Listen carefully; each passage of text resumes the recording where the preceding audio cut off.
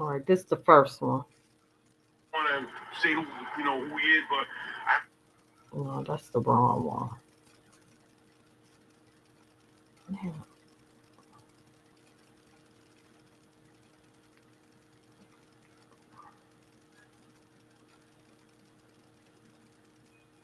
Damn. Joining me now, Victor Davis Hanson, Senior Fellow at the Hoover Institution, and Batya Ungar Sargon, Newsweek Opinion Editor. Victor, let's start with you. What do they fear most at Davos about Trump? well, it was very strange because the Davos people that run it, he shredded every one of their most cherished ideas. Open borders, illegal immigration. You know what? I'm gonna do that last because that's after the speech. I'm gonna do the full speech because I was blown back.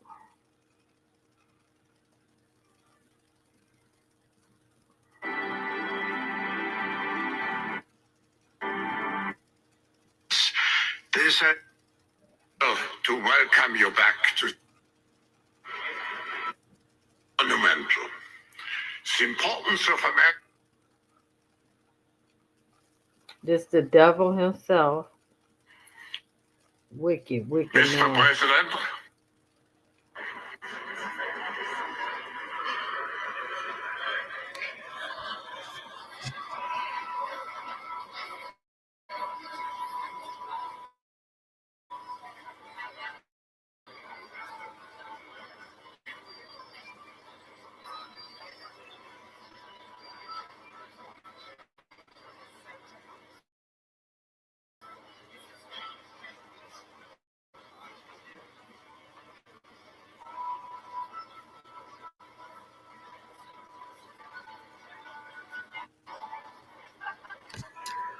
Oh, come on. Get to it. that's what all pulled under our. That's what was going on in our. We highly appreciate your presence with us today. We wish you all the best as you take on your critical work. And the global challenges we face today are modern leadership, and your personal leadership in this regard is fundamental and paramount. We are here to hear your vision and policies related to revitalizing the economy and addressing the global challenges. As you might expect, Mr. President, return to office and your forthcoming policies have been a focus of our discussions this week. The discussions among 3,000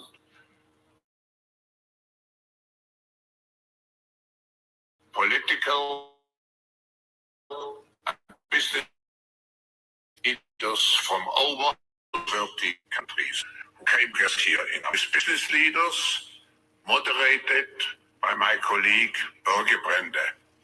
Ladies and gentlemen, the President of the United States, Donald J. Trump.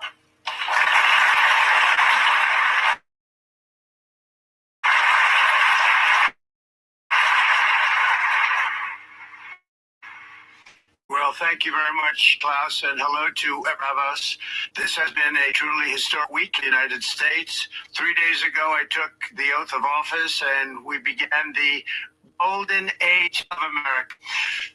Presidential election was won by millions of votes, and all seven, every one of them, all seven swing states, it was a massive mandate from the American people that hasn't been seen in years, and some of the political pundits, even some of my called enemies, said it was the most consequential election victory in 129 years. That's quite nice. What the world has witnessed in the past 72 hours is nothing less than a revolution of common sense. Our country will soon be stronger, wealthier, and more united than ever before, and the entire planet will be more peaceful and prosperous as a result of this incredible momentum and what we're doing and going to do. My administration is acting with unprecedented speed to fix the disasters we've inherited from a totally inept group of people and to solve every single crisis facing our country. This begins with confronting the economic chaos caused by the failed policies of the last administration. Over the past 4 years, our government racked up $8 trillion in deficit spending and inflation-wrecking energy, which threatens crippling regulation and taxes like never before. The result is the worst inflation crisis in modern history and sky-high interest rates for our citizens and even throughout the world. Food prices and the price of almost every other thing known to mankind went through. President Biden totally lost control of what was our country, but in particular with our high inflation economy and at our border. Because of these ruinous policies, total government spending this year is $1.5 trillion higher than was projected to occur when I left office just 4 years ago. Likewise, the cost of servicing the debt is more than 230% higher than was projected in 2020. The inflation rate we are inheriting remains 50% higher than the historic target. It was the highest inflation probably in the history of our country. That's why from the moment I took office, I've taken rapid action to reverse each and every one of these radical left policies that created this calamity, in particular with immigration, crime, and inflation. On day one, I signed an executive order directing every member of my cabinet to marshal all powers at their disposal to defeat inflation and reduce the cost of daily life.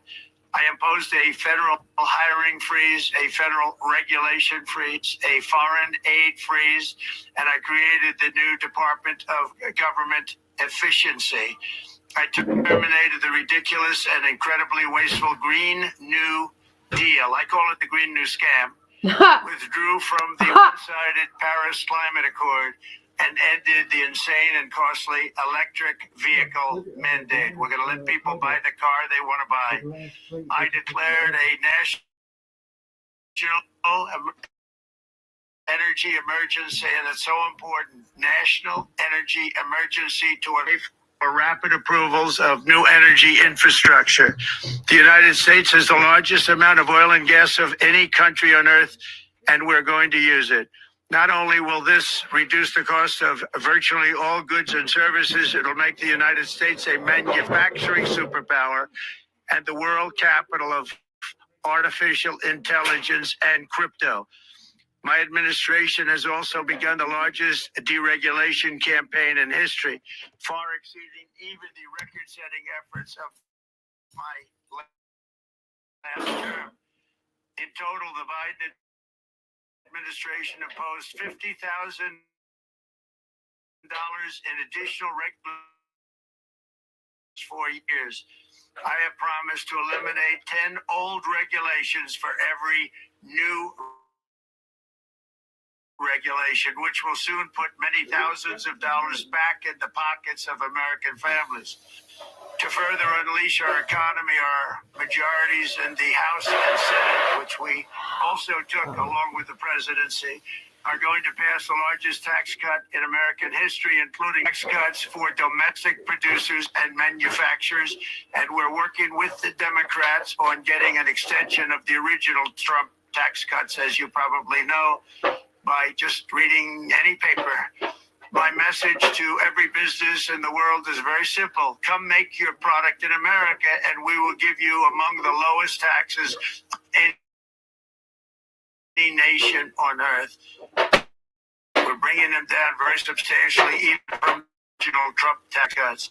But if you don't make it in America, which is your prerogative, then very simply you will have to pay a tariff, differing amounts, but a tariff which will direct hundreds of billions of dollars and even trillions of dollars into our treasury to strengthen our economy and pay down debt. Under the Trump administration, there will be no better place on earth to create jobs, build factories, or grow a company than right here in the good old USA. Already Americans' economic.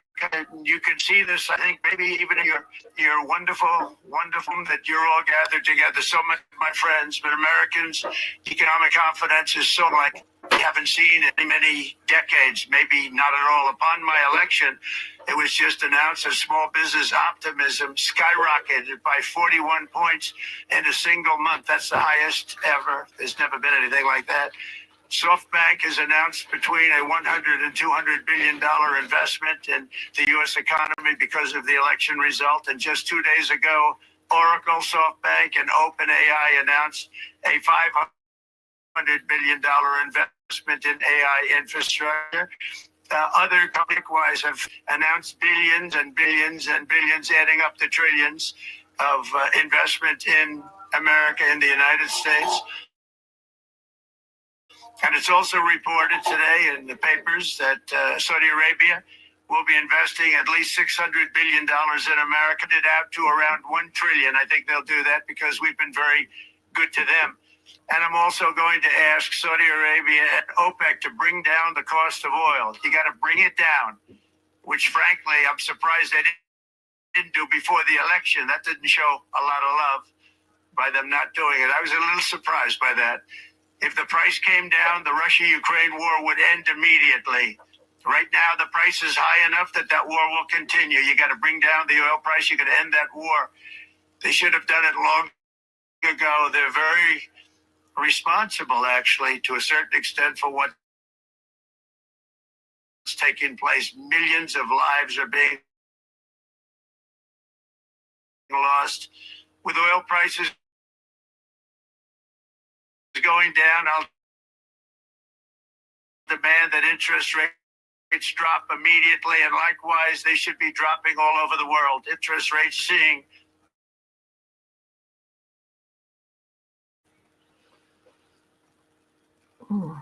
they see that there's light shining all over the world since the election, and even countries that we aren't particularly friendly with, but there's a future. They have great things will be under our leadership.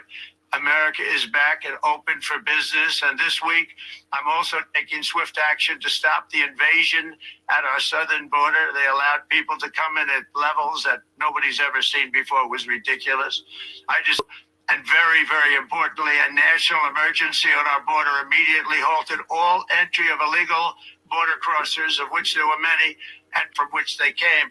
That action, as you've probably seen, has already started very strongly. I've deployed active duty U.S. military and National Guard troops to the border to assist in repelling the invasion.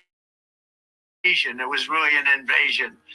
We will not allow our territory to be violated. After 4 long years, the United States is strong and sovereign and a beautiful nation. Once again, it's a strong, sovereign nation.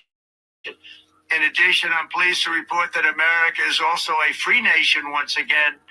On day one, I signed an executive order to stop all government censorship, label the speech of our own citizens as misinformation or disinformation, which are the favorite words of ideas and, frankly, progress. We have saved free speech in America, and we've saved it strongly. With another historic executive order this week, I also ended the weaponization and restored the fair, equal, and impartial rule of law. My administration has taken action.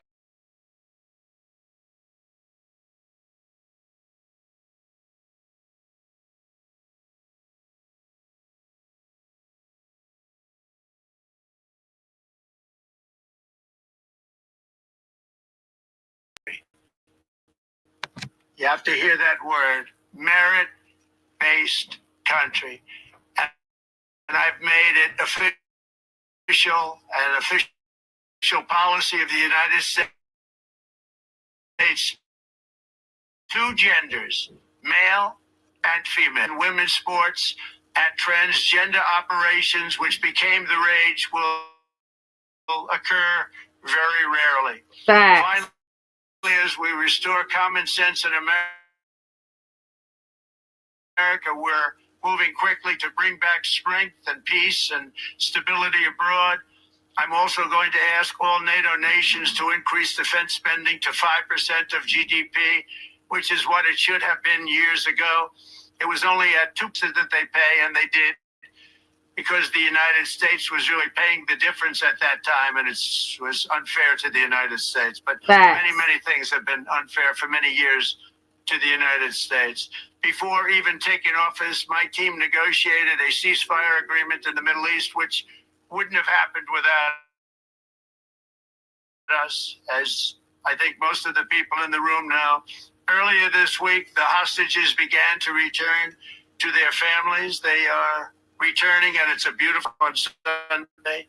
Our efforts to secure a peace settlement between Russia and Ukraine are now hopefully underway. It's so important to get that done. That is an absolute killing field. Millions of soldiers are being killed. Nobody's seen anything like it since World War II. They're laying dead all over the flat fields. It's a flat field, farmland, and there's millions of Russians and millions of Ukrainians.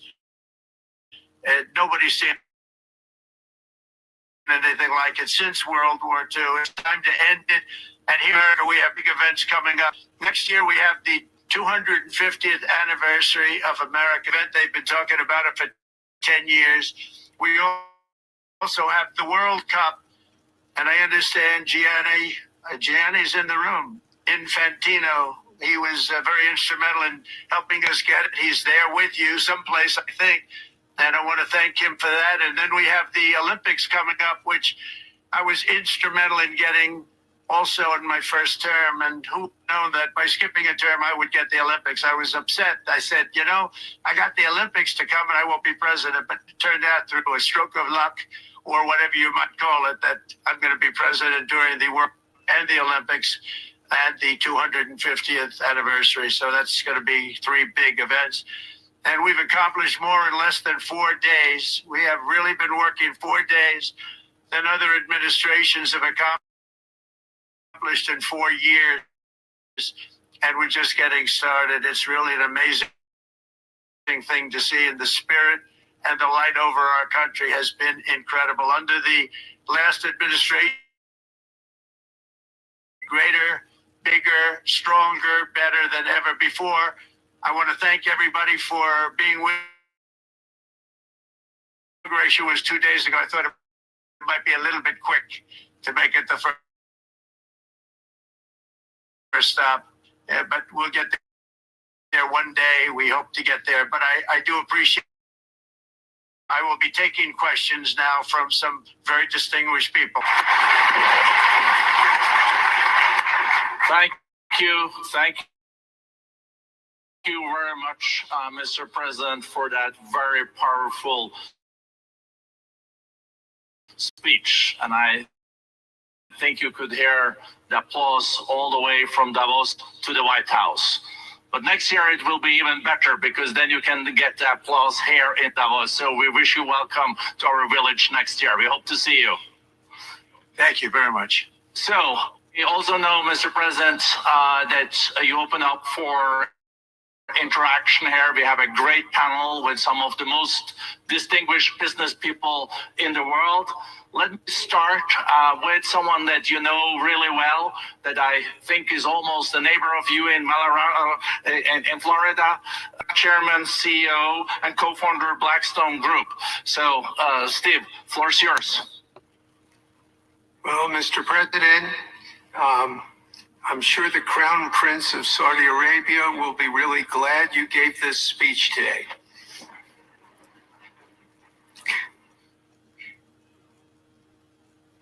You've had the busiest 4 days that anybody can imagine, and congratulations for that. My question is about some of the things I've observed here at Davos. It's a terrific forum. I've met lots of people, as usual. I think I've been here 30 years. And Tory regime in the EU, and they attribute, but especially because of regulations.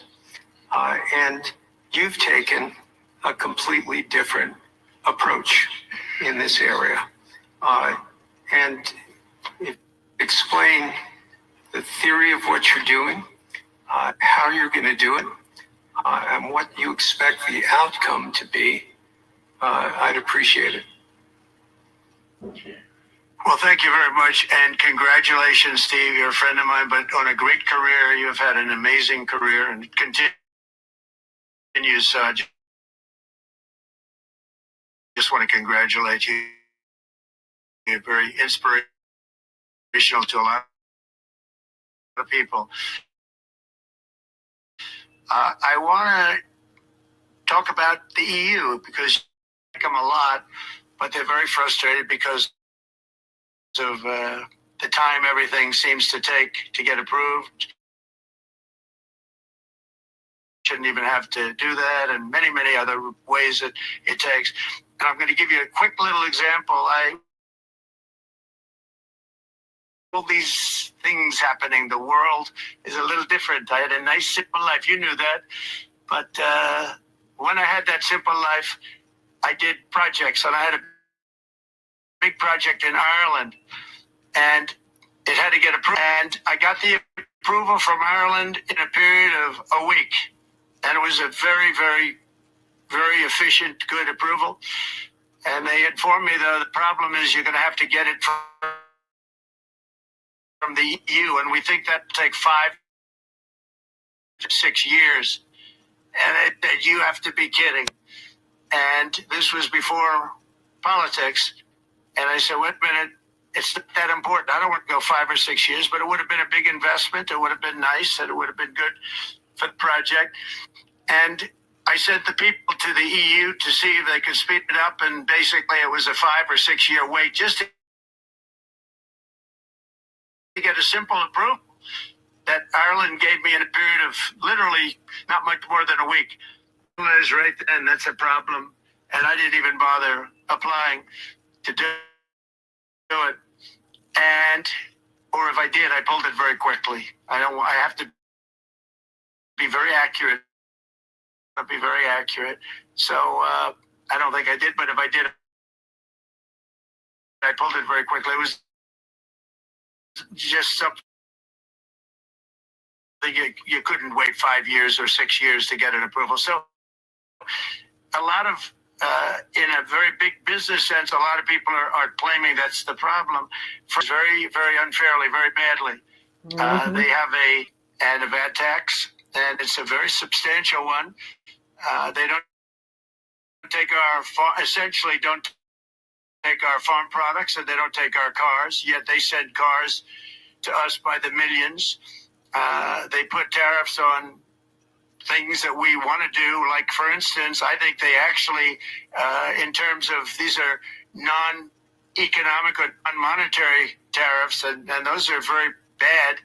And they make it very difficult to bring products into Europe, and yet they expect to be selling, and they do sell their products. And yet, so we have, hundreds of billions of dollars of deficits with the EU, and nobody's happy with it. And we're going to do something about it, but nobody's happy with it. So I think the EU has to speed up their process.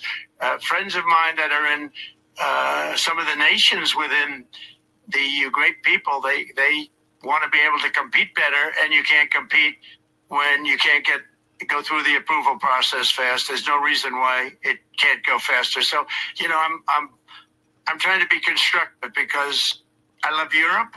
I love the countries of Europe, but the process is a very cumbersome one.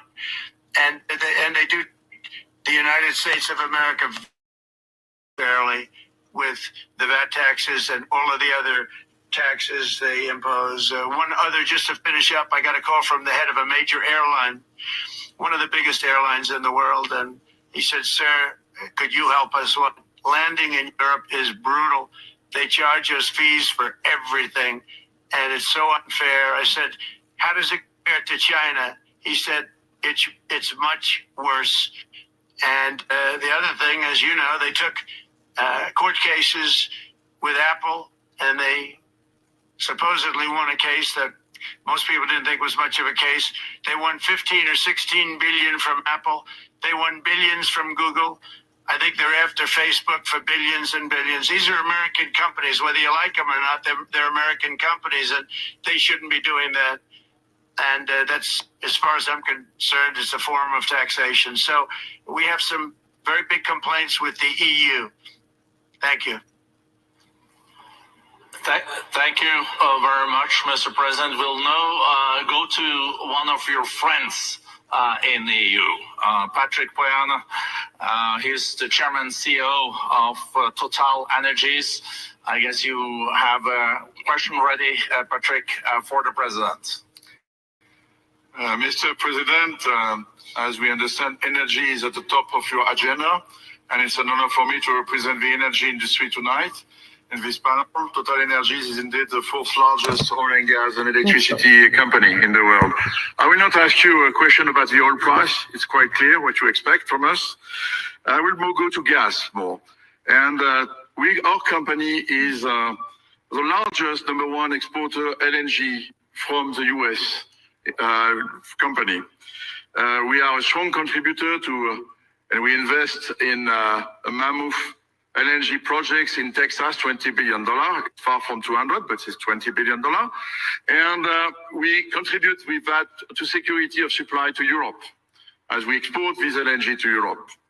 Some experts fear that if there are too many projects developed in the US on LNG, this could have an inflationary impact on the US domestic gas price. And they recommend a pause on these projects. I would ask you the following question. What are your views about such a pause on investments on LNG in the US? What would happen if you would observe an increased domestic gas price because of these exports? And a question, which is important for Europe, would you agree to guarantee security of US LNG to Europe? Well, on the last part of your question, yes, I would. I would make sure that you get it. If we make a deal, we make a deal, you'll get it. Because a lot of people do have that problem. They make a deal and then it can't get supplied because of war-type problems and other problems. So we would absolutely do that. LNG is very interesting because when I took office for the first term, one of the first things I looked at was there were two very massive plants in Louisiana, a state that has been very good to me, won it by many, many points. And I felt strongly indebted to it, actually. And they said there are two plants that have been under environmental consideration for more than 10 years. And they were costing, as you say, you know how expensive those plants are, but they were costing like 12 billion and I think 14 or 15 billion. But they couldn't get their permits. They were in review for years, many, many years, like a decade or more. And I said, so ridiculous. I know so much about that because in the construction industry, I had to go through it, but I got good at it after a while. But I went to saw the project about a total investment of 25 to 30 billion. It looked like it was going to end, couldn't get permits. And I got them done in less than a week. It was done completely. In fact, when they called them to announce it, it was done. The countries, largely countries, Japan was involved, and another country, and some very big investors. They couldn't believe it. They actually couldn't believe it. And I said, just do yourself one favor. Don't pay any consultants because the only one that got it done is me. I got it done because it was the right thing to do for the U.S. and for the world. But the consultants go in, it's just millions of dollars. Nobody called me about it. I just heard it was a problem for years. And I got it done because it was the right thing to do for the U.S. I think beyond, it had to do with energy, very important. So I think it's very important. I think I did agree with one. I think the more that you do, the lower the price is going to go. And what I'd like to see is rapid approvals. We're going to give very rapid approvals in the United States, like with the AI plants. Talking to many people want to build them. That's going to be a very big thing. We're going to build electric generating facilities. They are going to build. I'm going to get them the approval. Under emergency declaration, I can get the approvals done myself without having to go through years of waiting. And the big problem is we need double the energy we currently have in the United States. Can you imagine? For AI to really be as big as we want to have it, because it's a very competitive, it'll be very competitive with China and others.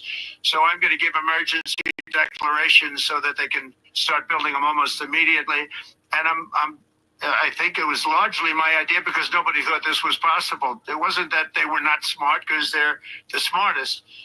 But I told them that what I want you to do is build your electric generating plant right next to your plant as a separate building connected. And they said, wow, you're kidding. And I said, no, I'm not kidding. You don't have to hook into the grid, which is old and, could be taken out. If it's taken out, they wouldn't have any way to get any electricity.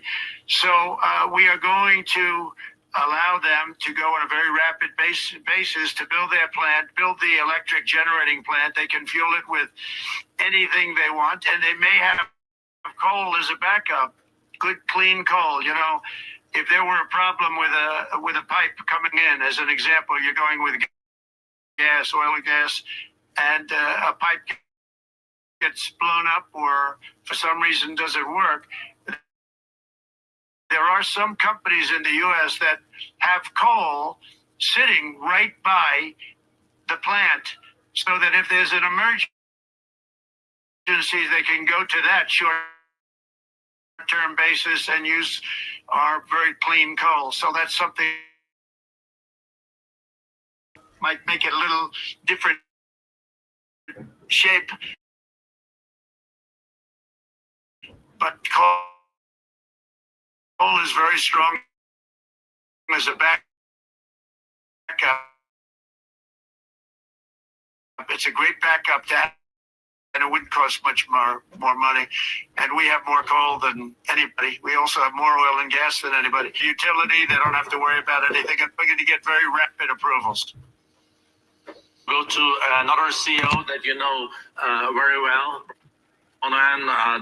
If you are only the heads of state, heads of industry, these are nothing but billionaires at this meeting every year. This is your Illuminati, not stars. And Chair of Bank of America. Good afternoon, Mr. President, and congratulations, and obviously an eventful week for you and your family. If you remember 5 years ago, you came here and we walked among 150 CEOs from all over the world, and you engaged with them about your policies and your procedures. This year, you're not here, and yet this week was eventful from the orders that you mentioned earlier, literally a wait and many other matters. And so, as a representative of the United States here, we got a lot of questions about what does all this mean, and how would the president square this with his clear focus on growth, prosperity, market growth, stock market growth, a good bond market, and bringing down prices. So how do you think about the impact of all these orders and how fast they come out, and how you're going to balance them with that scorecard of being successful in both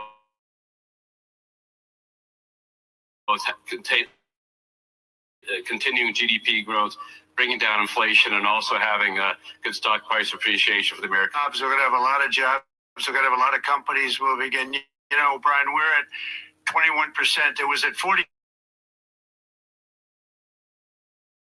It was in many cases much higher than 40%. I got it down to 21%.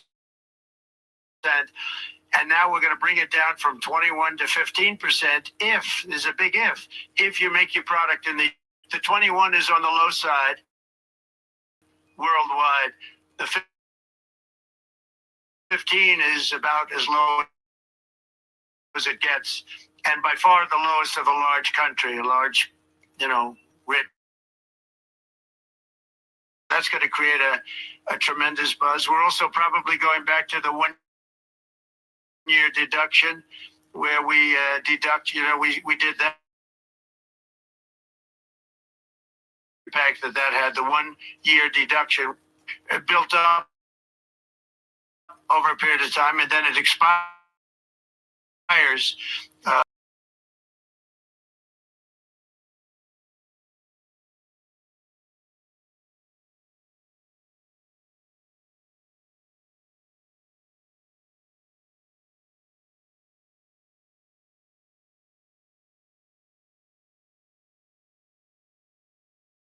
Business and small businesses, where you're going to bring it down to 15%, which is really something. And by the way, speaking of you, and you've done a fantastic job, but I hope you start opening your bank to conservatives, because many conservatives complain that the bank are not allowing them to do business. Bank, and that included Bank of America. This don't take conservative business. And I don't know if the regulators banned that because of Biden or what, but you and Jamie and everybody, I hope you're going to banks to conservatives, because what you're doing is wrong. Mr. President, I'll say that Fred Giuliani said hello, told me to tell you hello. He couldn't even say nothing. Sponsor the World Cup when it comes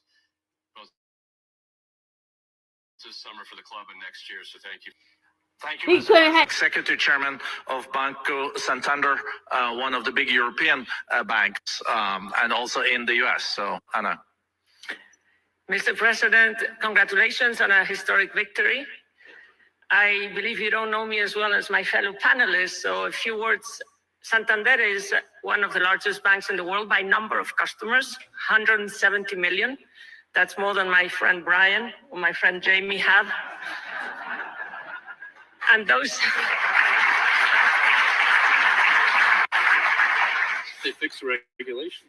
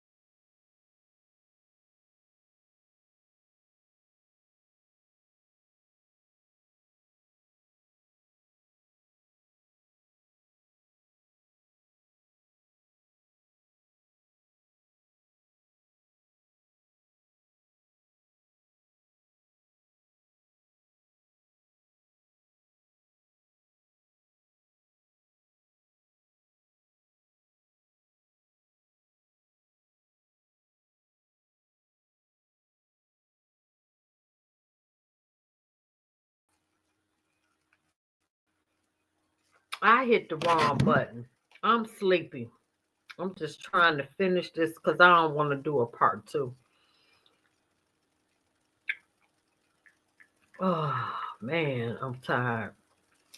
It's almost 4 o'clock in the morning. To move very quickly. We've moved very quickly. We've done things in the last 3 days that nobody thought were possible to do in years. And it's all taking effect. It's going to have a huge impact on the economy, a huge positive impact. Money is being wasted on crazy things. I mean, the Green New Deal was such a total disgrace. How that was perpetrated, and it was conceived of by people that were average students, less than average students, I might add, and never even took a course in energy or the environment. It was just a game. Remember, the world was going to end in 12 years. Remember that? Well, the 12 years has come and gone. It was going to end. It was going to all foam into earth. But, the time has come. These people, and they really scared the Democrats large. I can't say the Republicans. The Republicans maybe could have fought harder to stop. This was his speech at the World Economic Forum. This is him going head up with heads of industry. He ain't got no poker face. He told it what it is. Everything that he said in his speech is against what they believe. That's why the title is Trump versus the Illuminati. But it's been a tremendous waste of money. You know, during my 4 years, we had the cleanest air, we had the cleanest water, and yet we had the most productive economy in the history of our country. We had the most productive economy until COVID came. We had the most productive in the history of our country by far, and actually, you could look worldwide. We were beating everybody from China to everybody else. So, and we think we really now, with what we have learned and all of the other things that have taken place, we think we can even far surpass that. Actually, far surpass it. But we do. One thing we're going to be demanding is we're going to be demanding respect from other nations. Canada, we have tremendous deficit with Canada. We're not going to have that anymore. We can't do it. I don't know if it's good for them. As you probably know, I said you can always become a state. And if you're a state, we won't have a deficit. We won't have to tariff you, et cetera, et cetera. But Canada has been very tough to deal with over the years. And it's not fair that we should have a $200 billion or $250 billion deficit. We don't need them to make our cars, and they make a lot of them. We don't need their lumber because we have our own forests, et cetera, et cetera. We don't need their oil and gas. We have more than anybody. So, just as an example, with Mexico, we're dealing with Mexico, I think, very well. And we're just, we just want to be treated fairly with other nations, because there's hardly a nation in the world, and I blame this on us, and I blame it on politicians that, for some reason, probably mostly it's stupidity, but you could also say other reasons, but mostly stupidity. They've allowed other nations to take advantage of the U.S., and we can't allow that to happen anymore. You know, we have debt. It's a very small debt when you compare it to the value of the assets that we have, but we don't want to do that. We want to just have debt be obliterated, and we'll be able to do that fairly rapidly. And a lot of good things are going to happen. And honestly, good things are going to happen for the world, and good things are going to happen for the people that are dealing with us. Allies and beyond allies. One thing very important, I really would like to be able to meet with President Putin soon. The economy or any goes, there's no hiding. And a bullet, the only thing going to stop the bullet is a human body. And you have to see, I've seen pictures of what's taken place. It's a carnage, and we really have to stop that war. That war is horrible. And I'm not talking economy. I'm not talking economics. I'm not talking about natural resource. I'm just talking about there's so many young people being killed in this war. And that's not including the people that have been killed as the cities are being, knocked down building by building. So we really should get that stopped. Likewise, in the Middle East, I think we've made a lot of progress in the Middle East, and I think that's gonna come along pretty well.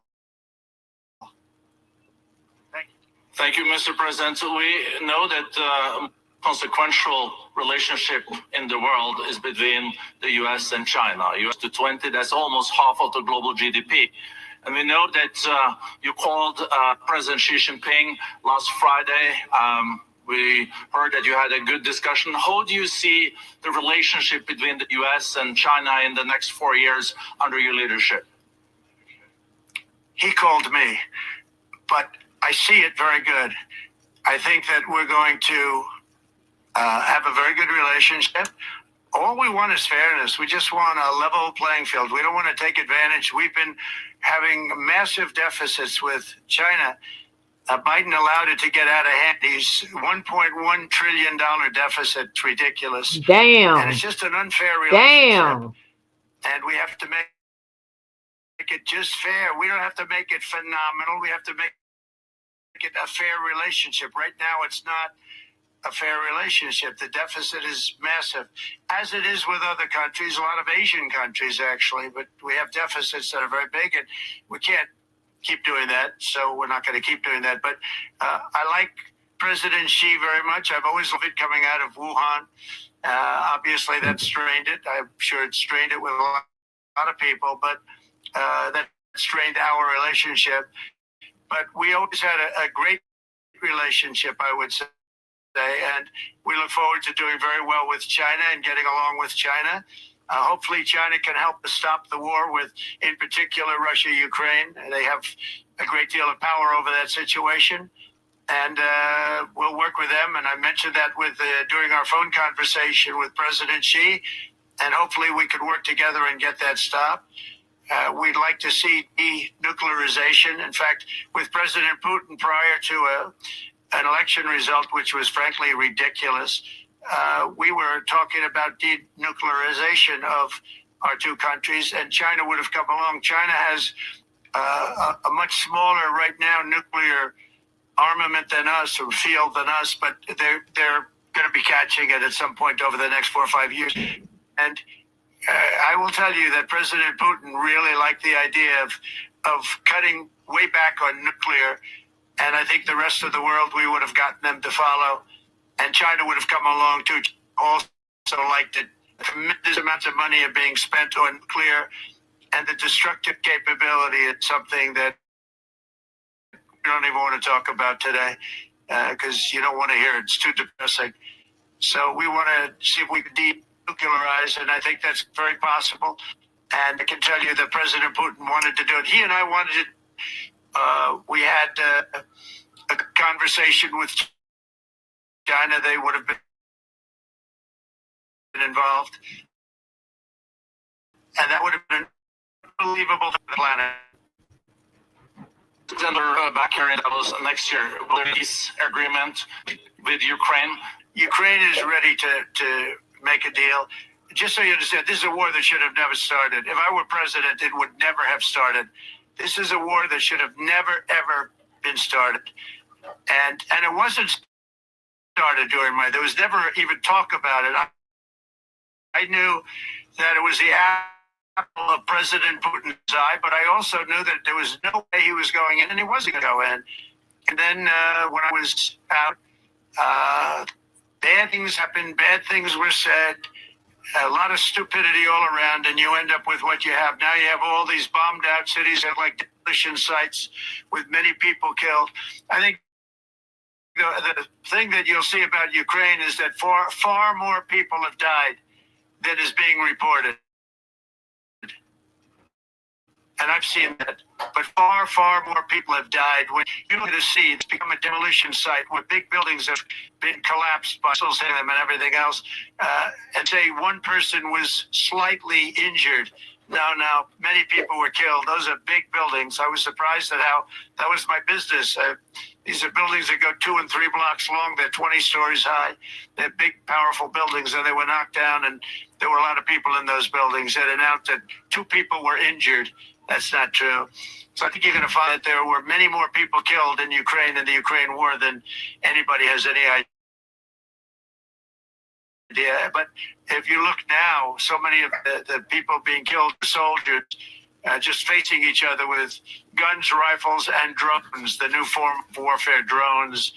And it's a very sad thing to see. And when it feels that I see, nobody wants to see it. You'll never be the same. Mr. President, on behalf of all the 3,000 participants here in Davos, we really underline that joining us the third day in your presidency, live taking questions here is so appreciated. We are already ready for receiving you next year in.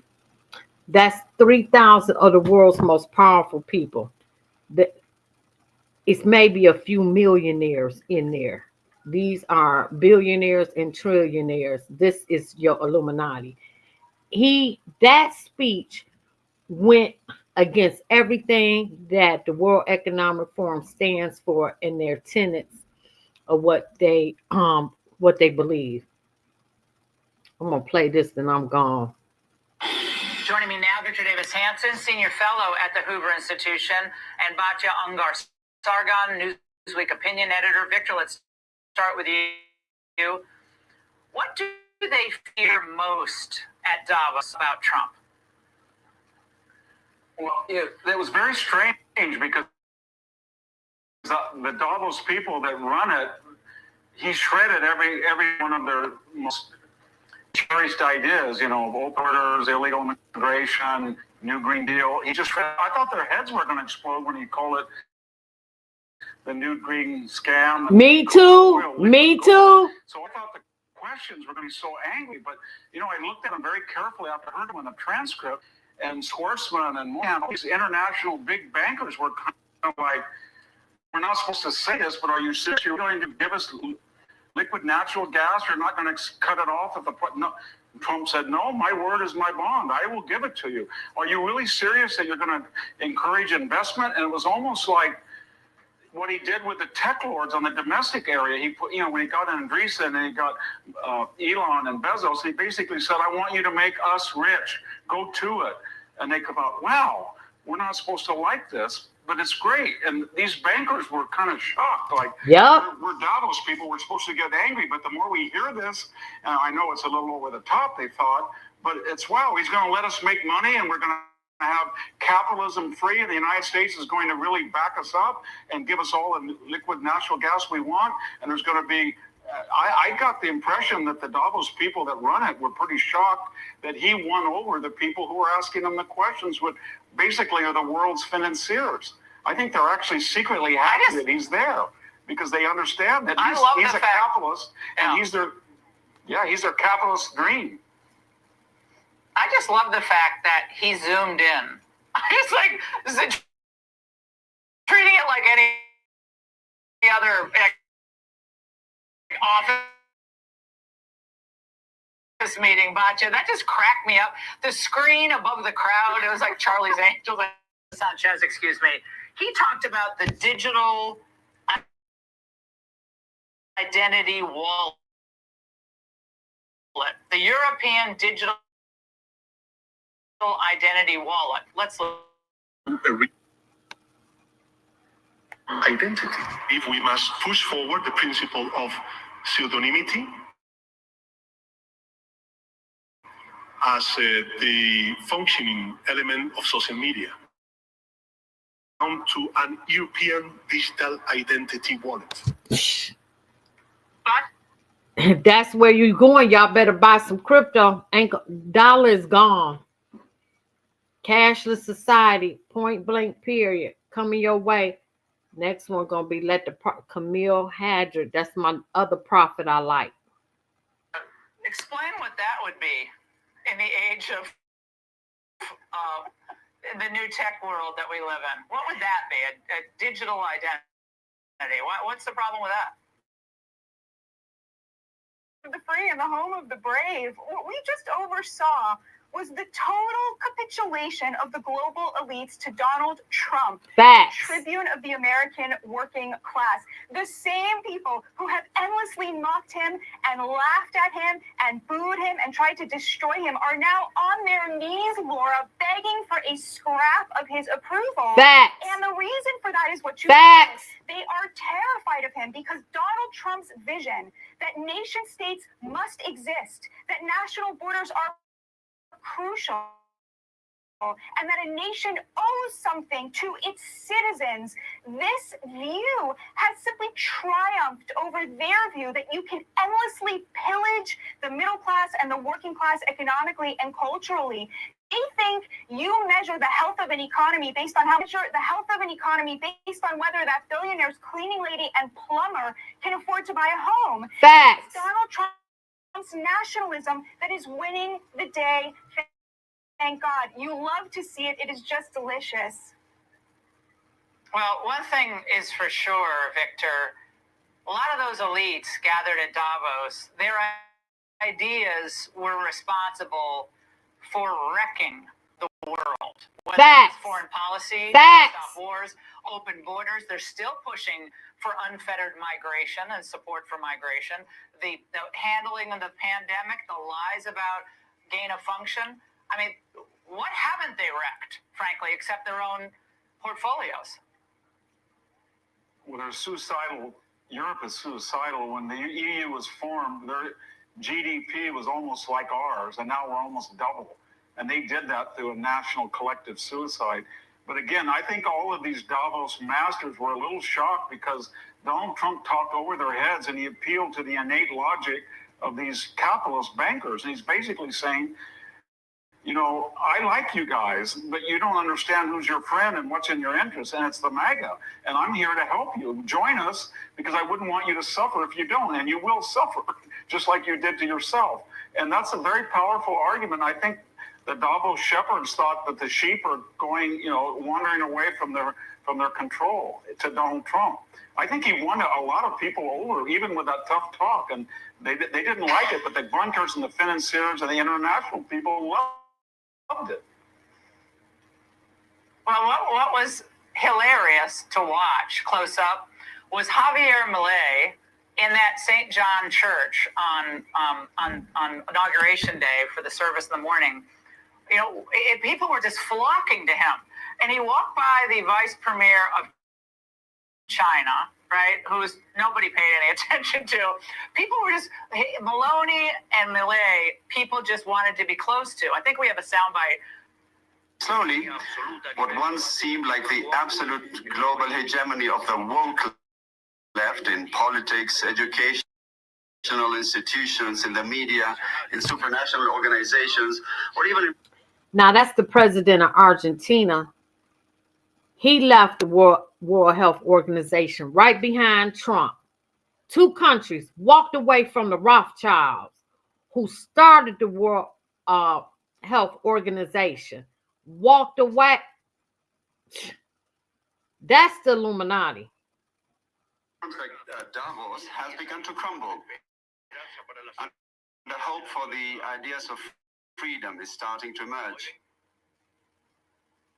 But damn. Quickly on that, I mean, George Maloney, these populist leaders are the future. They absolutely are, Laura, and the reason for that is because they love the people they represent. The elites absolutely hate the working class. They have so facts. You can tell we love the people, serves the people. That is what Donald Trump represents, is this return of service. I am here to represent what the people elected me to do. And they'll raise the boogeyman of disinformation and misinformation, as Klaus Schwab has done, and the fact that Trump went, we'll watch that all day long. Victor, Batya, both thank you. Hey, click here to subscribe. They coming, Trump. They coming, but all I got to say, he got us out. He called the Green Deal a scam. It was. It is. Wow, but it was one more thing. Hey, it was something that I wanted to say. I'm just so sleepy. It's almost 4 o'clock in the morning now. It was something else I wanted to say about that. What was it? Oh, the global elites.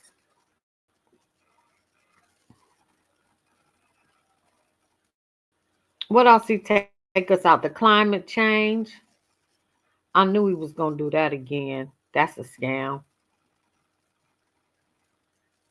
That's a scam. But the World Health Organization, the International Monetary Fund, and you see what nothing in there but was international bankers and financiers.